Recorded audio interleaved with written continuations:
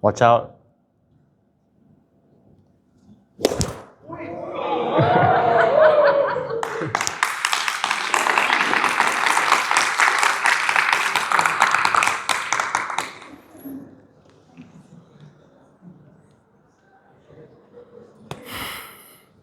Hello everyone, my name is YJ.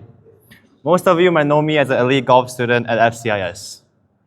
Today I would like to talk about if negative thinking has ever affected you and the ups and downs of becoming a student athlete. Let's track back to 2017. Starting golf as a 10-year-old was no easy feat for a small kid.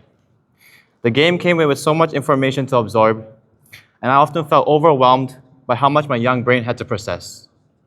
It all began when my mom brought me to a driving range in KL. The trip wasn't for me. It was meant for my sister to relieve her stress. I was just tagging along. I didn't expect much, but when I swung the club, I surprised myself. The ball flew, and I felt a spark of excitement. This small success got me hooked. For the next month, I begged my mom to take me to the driving range every day. I'd spend hours hitting balls, putting, and chipping. And I was fully absorbed in the process. Even when school started, my mom would drive me to the range after class, and I practiced until it got dark. But after 2 years of this routine, things started to change. I was tired, frustrated, and burdened by the negative thoughts before I even stepped onto the range. Practice felt more like a chore than a passion. I will perform worse in tournaments and will always have a frustrated face while I'm practicing. My mom determined to push me. She would force me to go. She'd even say, if you don't practice, don't even think about playing professional golf. Those words stayed with me, and the pressure only grew. Eventually, my mom gave up. She looked at me one day and said, do what you like, you don't have to go. And just like that, golf was no longer a part of my daily life. Then COVID hit. Driving ranges closed, and for a while I couldn't play golf, even if I wanted to. My family moved back to Korea, and I enrolled in a government school in Korea. For the next few years, I drifted away from golf. I spent my time playing basketball and just doing regular kid things. Yet every morning, on the way to school, I'd see a golf course near our house. It stirred something in me, a memory of that perfect shot, the joy it once brought me. During summer break, when I wasn't doing much, I had a thought. Why not try golf again? This time, it wasn't for my mom or anyone else. It was for me. When I returned to the driving range, it felt different. I was free. I hit golf balls without anyone looking over me, without any expectations, and for the first time in years, it felt like the beginning again, pure and enjoyable. Looking back, I learned an important lesson.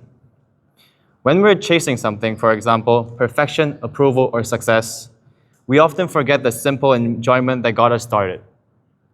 It's easy to lose sight of what makes something meaningful when negativity takes over. Golf taught me that sometimes the best way to forward is to reconnect with the moments that made you fall in love with the game in the first place. I think this applies to all of us, no matter what we do. Whether you're a student chasing for the best grades, an athlete chasing for perfection, or someone just striving for career success, the pressure can start to consume you.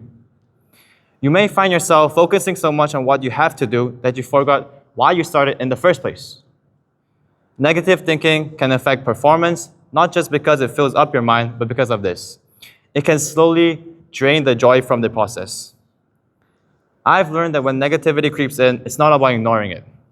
It's about changing your perspective. This was always hard for me to step away from the negative thoughts, especially on the golf course. I was always a negative person on and off the golf course, and I didn't know this affected me so much. I would like to share a famous quote from a famous golf psychologist, Bob Rotella. Just pretend you're 6 years old again. He told this to a major winner who was so focused on the technical aspect of golf and not the mental side of golf. Rory mentioned, It's always been the mental side for him.